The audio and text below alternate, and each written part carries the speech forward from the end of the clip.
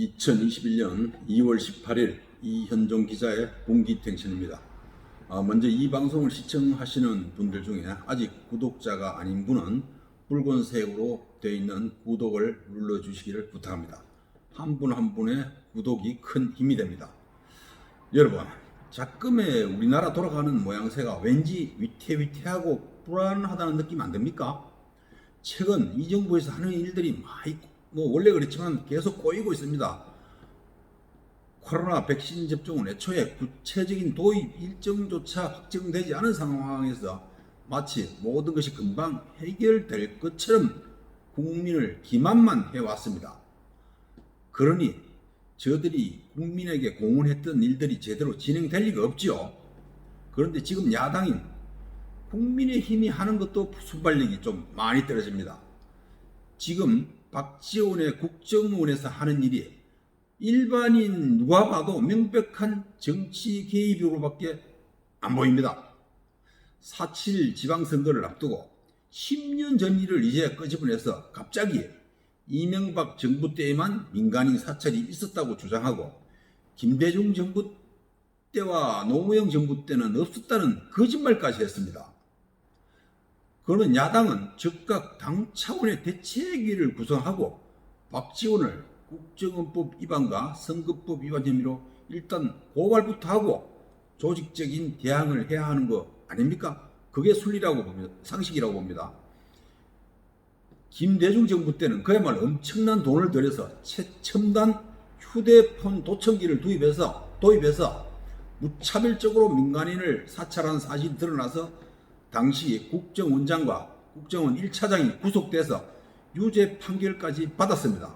그런데도 박지원은 그때는 그런 사실이 없다고 국회에서 거짓말을 했습니다. 이건 그야말로 좋은 역공개입니다. 이를 잘 활용해서 국정원을 동원한 선거 개입으로 몰아가는 여론몰이를 해야 합니다. 순발력이 떨어집니다. 이번 박지원의 국정원이 하는 걸 보니까 작년 일이 생각납니다. 아니 재작년 일인가요? 이런 엉터리 없는 공작을 접하니까 그때 있었던 희대의 억지 논리가 생각납니다. 한마디로 이 나라는 검찰 조사를 앞둔 한 개인이 증거를 없애기 위한 범죄인 증거인멸 행위가 증거 보전 행위로 둔갑하는 세상입니다. 그런 걸 그냥 아무렇지 않게 받아들이는 세상이 되었습니다. 그때 그 좋은 말도 거작하면 싸가지 없는 말이 된다는 소리를 듣는 국민 반만 있죠. 이름을 덜먹거리면 또 많은 사람들이 기분이 상하고 재수 없을 것 같아서 이름은 말하지 않겠습니다. 얘기 안 해도 다 알겠죠. 그자가 뭐라고 했습니까?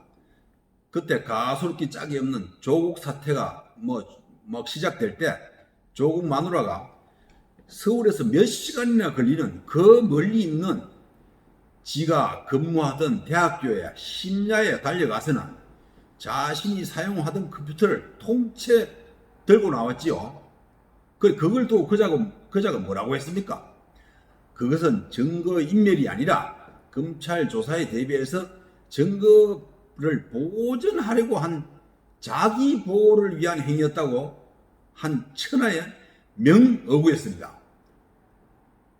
정말 삶은 소대가리도 웃지 않을 그 허황된 주장을 하는 그 자리에는 어느 또 밥맛 없는 변호사라는 자도 같이 맞장구를 치면서 맞다고 낄낄거리고 있었습니다.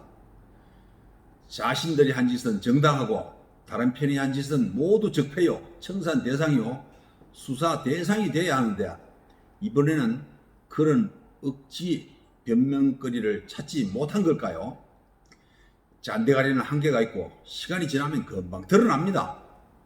세상에 증거 보존은 검찰, 경찰이 하는 거지.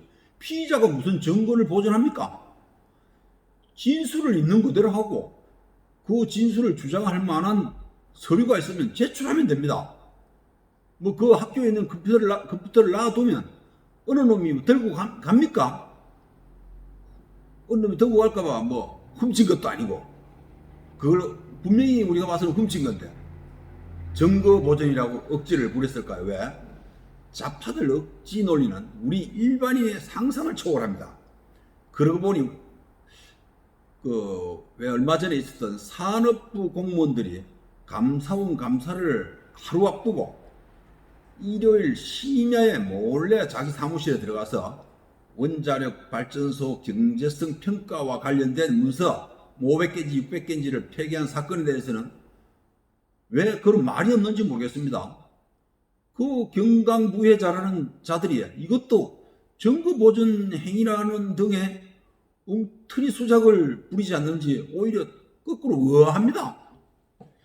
좌파들의 수작이 갈수록 도를 대가고 있습니다. 좌파도 우리 국민, 우파도 우리 국민입니다. 어느 사안을 두고 이념적으로는 서로 다른 생각을 할 수도 있습니다. 그러나 대한민국을 위해 우리 국민을 위해서는 보편 타당한 사고로 뭔가 조금이라도 나아갈 수 있는 길을 서로 찾아야 합니다. 그런데도 선거 앞두고 국민 돈을 원래 주인인 국민에게 주면서 지돈 공짜로 주는 것처럼 국민을 현혹하는 일이 반복되고 있습니다. 제가 아는 주변 사람들 몇 분은 지금 국회의석 다 차지했다고 세상이 마치 저 자신을 위해 존재하는 것으로 착각하고 설치는 몇몇의 국민 밉상 감옥 가는 꼴을 꼭 봐야 하고 그럴 날이 올 거라는 희망을 갖고 있다고 합니다.